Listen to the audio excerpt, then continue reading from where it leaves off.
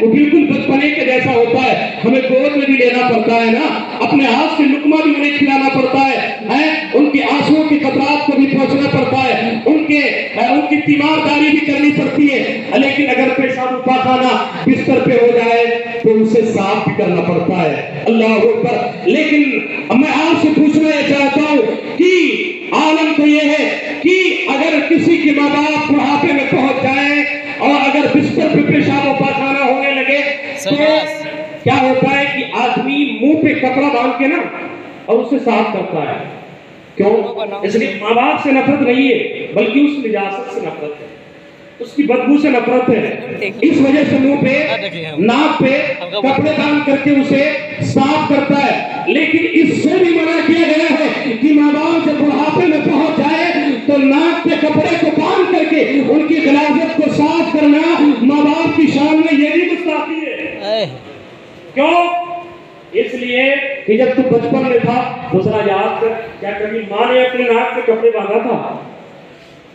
تیرے غلیظ کو صاف کرنے کے لیے کیا کبھی ماں نے اپنے ناک پہ کپڑے باندھا تھا؟ نہیں. یاد تو کرے صحیح. تو آج جب وہ بچپنے میں ان کا بچپنا ہی سمجھ لیجئے, بڑھاپا جو ہے انہیں ہم گود میں لے رہے ہیں, انہیں کھانا کھلا رہے ہیں, ان کی تیمارداری کر رہے ہیں, تو کیوں نہ آخر ہم ان کی وہ خدمت کریں کہ جو خدمت ہمیں دنیا میں بھی کامیاب کر دے اور آخرت میں بھی کامیاب کر دے. حضرت موسیٰ علیہ السلام نے رب کی بارگاہ میں عرض کیا ہے, مولا جنت میں میرا ساتھی کون ہوگا؟ اے اللہ جنت میں میرا ساتھی کون ہوگا؟ اللہ نے فرمایا فلاں علاقے میں چلے جاؤ, وہاں پہ ایک قصائی رہتا ہے, ایک قصاب رہتا ہے, ایک گوشت کاٹنے والا رہتا ہے, وہی تمہارا جنت کا ساتھی ہے. حضرت موسیٰ علیہ السلام گئے, پتہ لگاتے لگاتے دوڑ کر کے گئے, رخت سفر باندھا گئے, پہنچے وہاں پہ تو کیا دیکھا, وہ دکان پہ بیٹھے اور وہ کیا نام ہے باقی کو لے کر کے گوشت کاٹ رہا ہے. حضرت موسیٰ علیہ السلام بیٹھ گئے کہ آخر ہم دیکھیں تو پورے دن کہ آخر کون ایسا عمل کرتا ہے کہ رب نے مجھے میرا ساتھی اسے جنت میں بنا دیا. حضرت موسیٰ علیہ السلام بیٹھ گئے اور بیٹھنے کے بعد آپ پورا دن اس کے پاس بیٹھے رہے, اس نے ایک نماز نہیں پڑھی, کیونکہ حضرت موسیٰ علیہ السلام کے دور میں تو 5 نمازیں تھی ہی نہیں. بہرحال اس نے کوئی عمل خیر نہیں کیا. حضرت جب شام تک آیا, حضرت موسیٰ علیہ السلام سے اس قصاب نے کہا آپ صبح سے بیٹھے, اب تک بیٹھے, کہاں جانا ہے, کہاں قیام کرنا ہے؟ حضرت موسیٰ علیہ السلام نے کہا میں مسافر ہوں, کیا آپ مجھے مہمان بنائیں گے, کیا آپ مجھے مہمان بنائیں گے؟ اللہ اکبر. قصاب نے کہا ٹھیک ہے آپ مسافر ہیں تو میرے مہمان بن جائیے. اب حضرت موسیٰ علیہ السلام کو شام کو اپنی دکان بڑھا کر کے وہ نوجوان گوشت کا قیمہ بنایا, اور قیمہ بنانے کے بعد وہ تھوڑے گوشت کا ساتھ میں لیا. حضرت موسیٰ علیہ السلام کو لے کر کے اپنے گھر پہ پہنچا. ایک ٹوٹے پھوٹے جرجر گھر کے اندر وہ رہتا تھا. اس کی ایک بوڑھی ماں پورے دن اس کے انتظار میں رہا کرتی تھی. اللہ اکبر. پورے دن اس کے انتظار میں رہا کرتی تھی کہ میرا بیٹا آئے کچھ کھانے کا انتظام کرے. جب وہ نوجوان پہنچا گھر پہ, حضرت موسیٰ علیہ السلام کے ساتھ میں اپنے ہاتھ سے گیا قیمہ بنایا, روٹی چپاتی بنایا, اور بنانے کے بعد میں حضرت موسیٰ علیہ السلام سے کہا میرے مہمان آپ پہلے کھانا کھائیں گے یا میرے ساتھ میں کھانا کھائیں گے؟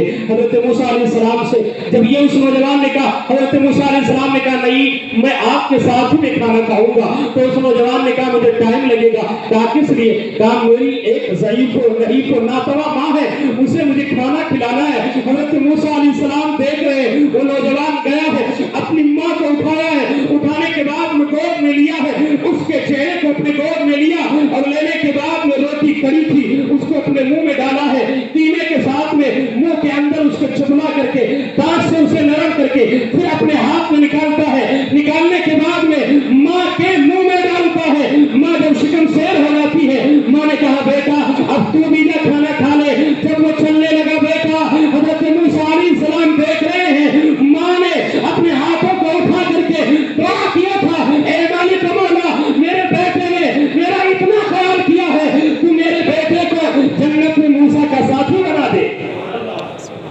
ماں نے دعا کیا.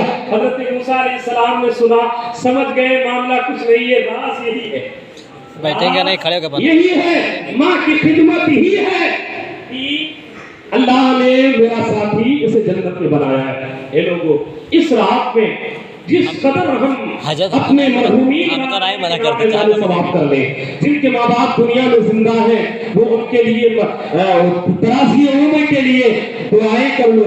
ये शब ऐसी शब है कि मेरे आका सल्लल्लाहु अलैहि वसल्लम इस शब में आप अक्सर उम्मत मोहम्मदिया अपनी उम्मत के लिए दुआ किया करते थे और इस शब को निस्बत एक बुजुर्ग से भी है।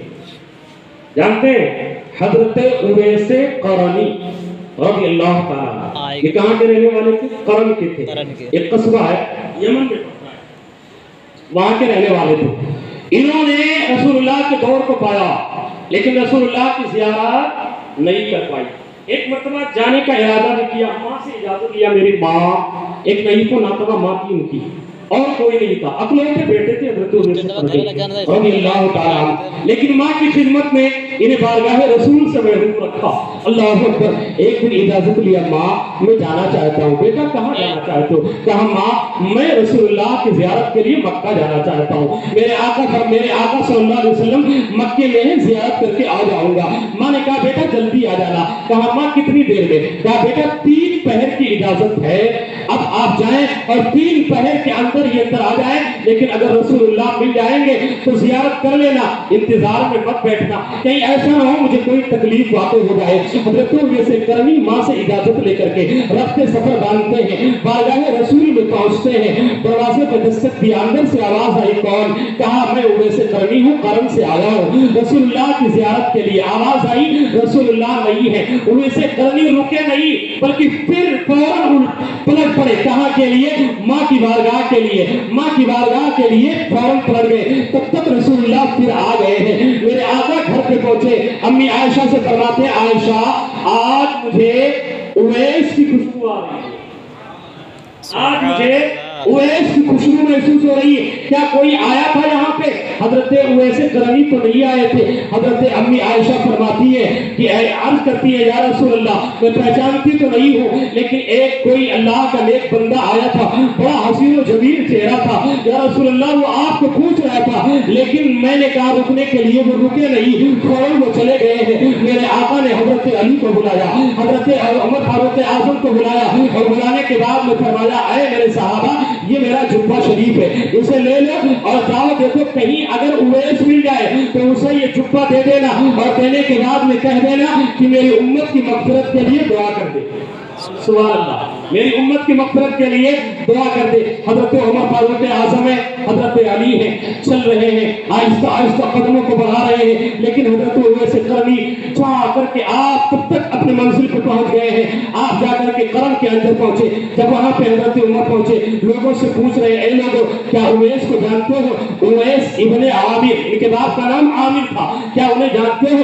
लोगों ने कहा हाँ जानते तो है, कहाँ मिलेंगे? तो कहीं पहाड़ों में ऊँटों को चला रहे होंगे।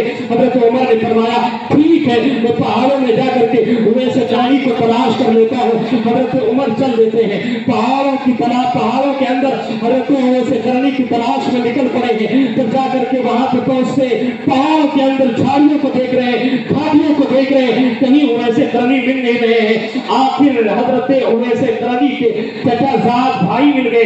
पूछते उवैस को जानते हो? उवैस इब्ने आमिर, हाँ उवैस इब्ने आमिर ही को हम लोग तलाश रहे हैं, कहाँ मिलेंगे?